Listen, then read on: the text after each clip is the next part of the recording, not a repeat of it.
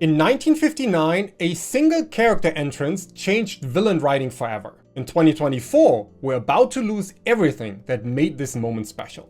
25 years of storytelling passion have taught me that creating powerful antagonists isn't just about character sheets and motivation. It's about understanding what really makes evil feel real on the page. So in this video, I'll show you why classic villains had such a lasting impact, how modern storytelling is systematically weakening our antagonists, and I'll share the techniques that can help you tap into that primal sense of dread that makes great villains so captivating. But before we can reclaim that power, we need to understand exactly what made a spinning wheel and green fire so terrifying 65 years ago. Picture this, a grand hall filled with celebration, nobles in their finest attire, a baby princess surrounded by gifts and well wishes. Then suddenly, silence. The air grows cold, green flames erupt from nowhere, and through them strides Maleficent, the mistress of all evil. No explanation needed, no tragic backstory, just pure terrifying presence. When I first watched this scene as a child, I didn't understand why my heart was racing. But now, after years of studying storytelling, I see exactly what made it work. The entire mood of the scene transforms in seconds. The celebration freezes. Even the king and queen with all their power can only watch as this uninvited guest commands the whole. Let's break down why this entrance works so perfectly. First, there's the contrast. We start with warmth, celebration, and joy. The fairies have just bestowed the gifts of beauty and song. The atmosphere is bright, hopeful. Then comes the shift. Sudden darkness, cold air, the crack of thunder. This isn't just a villain walking through a door. It's evil literally tearing its way into a moment of pure happiness. Then there's Maleficent herself. Notice how she doesn't rush. She doesn't need to. Every step is deliberate, every gesture calculated. Her staff strikes the floor with purpose. Her voice carries both elegance and menace. She's not just powerful, she knows she's powerful. And that confidence, that absolute certainty of her own evil, makes her magnetic. But why did it work so well? The answer lies in something modern storytelling seems afraid of more and more.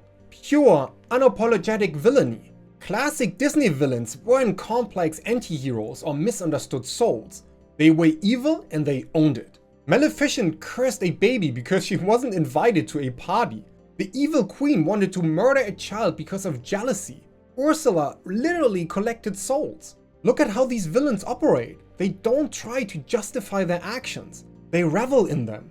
When the evil queen transforms herself into an old hag, she doesn't lament the necessity. She laughs with delight at her own wickedness. When Ursula explains her help to poor unfortunate souls, she's practically dancing with glee at their misfortune. This theatrical evil served multiple storytelling purposes. First, it created clear stakes. When villains embrace their evil nature, audiences understand exactly what the heroes are fighting against. There's no moral ambiguity to muddy the waters, no question about whether compromise might be possible.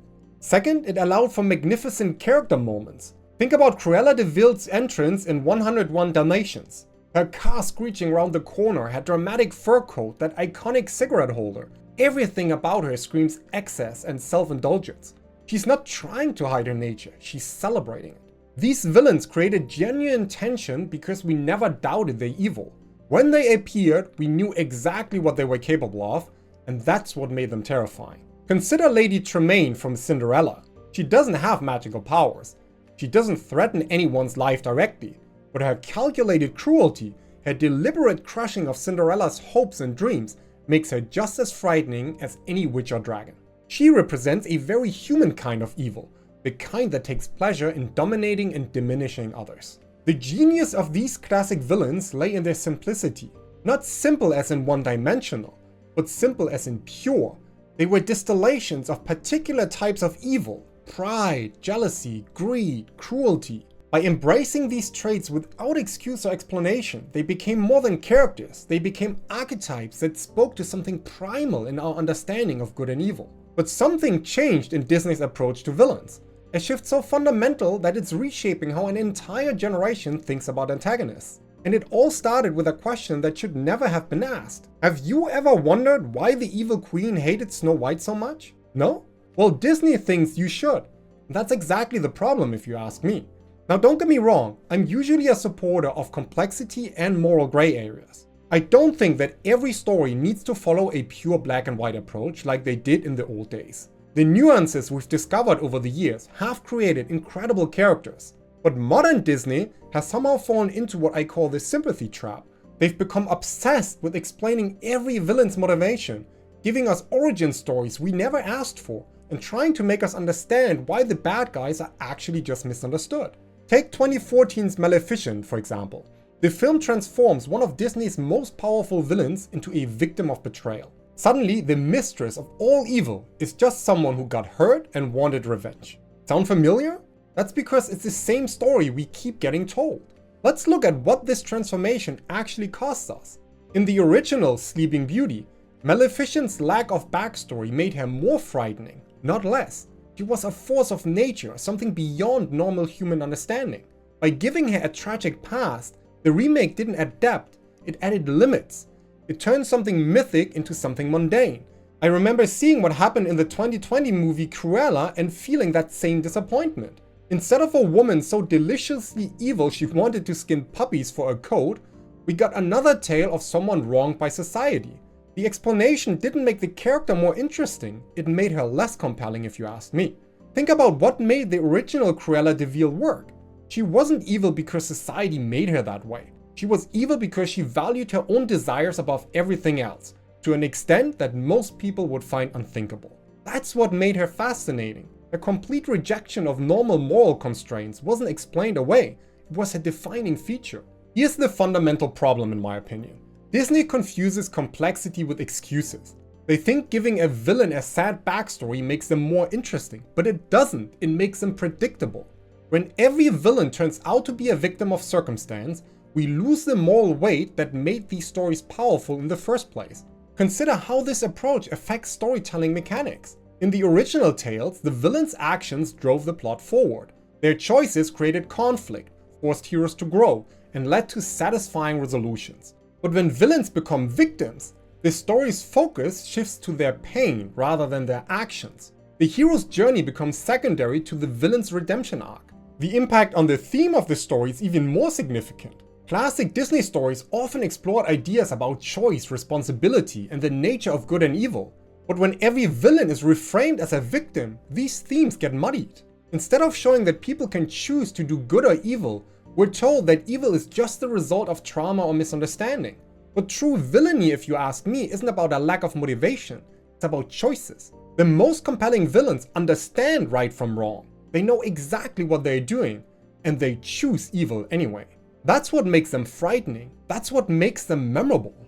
Look at Captain Hook from Peter Pan, for example. His motivation is clear. He wants revenge on Peter for feeding his hand to a crocodile. But the story doesn't try to justify his actions or make us sympathize with his loss. Instead, it shows us how his obsession with revenge has twisted him, how he chooses to pursue it even when it makes him ridiculous or puts him in danger. His choices define him, not his circumstances. But the saddest part of all is that this isn't even just about Disney anymore. Like a curse spreading through a fairy tale kingdom, this approach to villains has infected the entire fantasy genre. I've watched studio after studio follow Disney's lead, turning every villain into a misunderstood hero waiting to be redeemed. Look at DreamWorks' Megamind or Illumination's Despicable Me, both built entirely around the concept that their villains just need to be understood and loved. It's become so prevalent that audiences can predict the twist before it happens. In recent years, I've noticed a pattern in fantasy films and TV shows. The obvious villain is introduced early, usually someone with dark clothing, sinister mannerisms, and questionable methods. But about 2/3 through the story, we discover they're actually fighting for a noble cause. The real villain turns out to be someone who seemed helpful at first, often a mentor or authority figure. Take Frozen here. It practically wrote the modern playbook for this trope.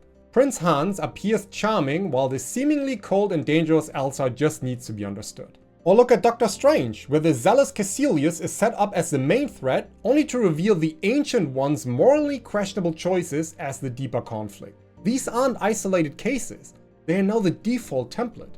What I've noticed is a growing fear in the industry of writing truly evil characters. Writers seem to worry that making a villain too evil will make them one-dimensional. But this misses the point entirely in my opinion.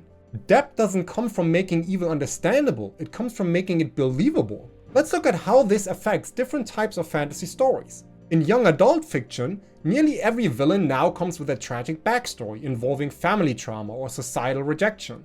In epic fantasy, Dark Lords are increasingly replaced by morally grey characters whose actions can be justified by their noble intentions. Even children's fantasy has shifted towards stories where the antagonist just needs to learn about friendship and understanding. The problem isn't that these stories exist, it's that they've become the only acceptable way to write villains. But when every antagonist turns out to be misunderstood, audiences stop investing in conflicts. Why should they care about the hero's struggle if they know the villain will probably turn out to be good in the end? This predictability isn't just boring, it's actively undermining the power of fantasy storytelling. Consider how this affects world building. Traditional fantasy often used villains to represent larger forces of evil: corruption, tyranny, destruction. These villains gave weight to the moral struggles at the heart of the worlds. But when every villain gets a redemption arc, these larger themes become harder to explore. Everything gets reduced to personal grievances and misunderstandings. The ripple effect here extends to character development too. Heroes traditionally grew by facing and overcoming genuine evil. Their choices mattered because they were fighting against something fundamentally wrong. But if every villain is just misunderstood, these moral victories become hollow. Instead of choosing good over evil, heroes are just solving communication problems. The real tragedy here though isn't just what we're seeing, it's what we're losing. And it goes far deeper than just entertainment. What happens to a hero's journey when there's no one truly standing in their way? I've spent years analyzing how strong villains drive character development. When heroes face genuine evil, not misunderstood good, they are forced to make real choices. They have to decide what they are willing to sacrifice, what lines they won't cross, what values they will fight to protect. The trend towards sympathetic villains isn't just weakening our antagonists, it's eroding the moral foundation that makes fantasy stories meaningful. When evil becomes just a matter of perspective, we lose the clarity that gives these tales their power. Now, if you found anything useful in the video so far, please consider giving it a like to help me grow the channel. Thank you. Moving on, having said all this, there still is hope. We can create complex, compelling villains without falling into the sympathy trap. And it starts with understanding one crucial difference. By now I've studied countless villains and I've discovered something fascinating. The most compelling ones don't need their evil explained, they need it demonstrated. Take Sauron from Tolkien's original The Lord of the Rings. We never learn why he became evil. We don't need to. His actions, his influence, and the choices he makes tell us everything we need to know. His complexity comes not from understanding his pain, but from seeing its impact on the world and characters around him. And here's the perfect proof of my point. When Amazon's Rings of Power tried to give Sauron a sympathetic backstory and even the attempt of a redemption arc, it didn't make him more compelling, it made him less threatening. By trying to explain and humanize one of fantasy's most iconic villains, they diluted exactly what made him powerful in the first place. The mysterious Dark Lord of Mordor became just another misunderstood character who could have chosen a different path. Let me share my approach to creating compelling villains without falling into the sympathy trap. First, focus on presence over explanation. When I write villains now, I think about how they make other characters feel, how they change the atmosphere of a scene just by being there. Second, embrace intelligent evil. Your villain can be smart, charismatic, maybe even likable, without being sympathetic. Some of the most effective villains are those who can articulate exactly why they choose evil, who understand good but reject it anyway. Third, demonstrate complexity through choices, not circumstances. Instead of explaining why your villain became evil, show how they choose to be evil in interesting ways. Give them moments where they could choose differently, but they don't. The key difference is this. Understanding a villain doesn't mean excusing them. I can write a villain whose logic I comprehend while still making it clear their actions are evil. The best villains are compelling because of what they choose to do with their pain, not because of the pain itself. Consider Cersei Lannister from A Song of Ice and Fire or Game of Thrones. We understand her motivations perfectly, but they don't excuse her choices. As we look to the future of fantasy storytelling, we do face a choice of our own. We can continue down the path of explanation and excuse, or we can reclaim the power of true villainy. I choose to embrace the good of both, rather than completely abandoning one for the other. But creating truly evil characters does come with its own pitfalls. So watch this video here next where I show you why creepy villains work so well and how you can write them too.